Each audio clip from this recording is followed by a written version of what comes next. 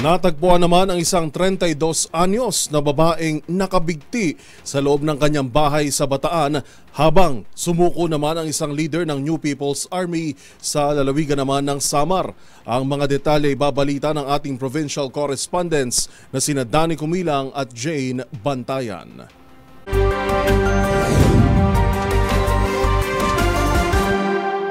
Nakabigti sa loob ng kanilang bahay nang madiskubre ng kanyang mismong ina ang isang 32 anyos na babae sa Purok 3, Barangay Bangal, Dinalupiang, Bataan. Sa ulat na diskubre itong biktima na si Isabel Castillo alas 12 ng tanghali na nakabitin ito na may tali sa leg sa loob ng kanyang kwarto, kaya humingi itong kanyang ina ng tulong para maputol ang tali sa leg at agad nilang dinala ito sa ospital, subalit idiniklarang wala na itong buhay. Nakakaranas umano ito ng emotional depression, family problem, kaya nagawa umano nitong biktima na wakasan ang kanyang sariling buhay ayon sa pamilya nito. Para sa MBC TV Network News, ito si RH37 Danny Kumilang. Una sa Pilipinas, una sa Pilipino. Pinuri naman ni Hipapad Mayor Benjamin Ver makasundaluhan matapos ang pagsuko ng dalawang communist terrorist group high-ranking leaders sa Eastern Visayas.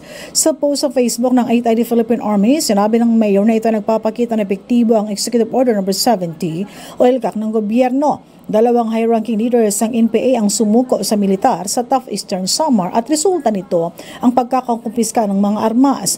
Ang nasabing leader na kilala na si Rolando Romanca alias Arman, commander ng Apoy Platoon na nag-ooperate sa Eastern Samar na sumuko sa tropa ng 52nd Infantry Battalion at 70th Infantry Battalion matapos ang isang localized peace engagement.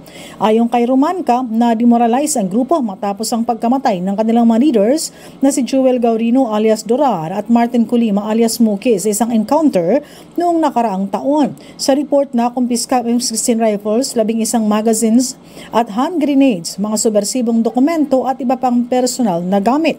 Matatandaan sa deployment ng 82nd Infantry Brigade sa Samar Island noong June 1, 2023, nabawasan ang manpower ng Apoy Platoon mula sa 47 ay naging 11 na lamang. Mula sa MBC Network News, RH34 Jane Bantayan, una sa Pilipinas, una sa Pilipino.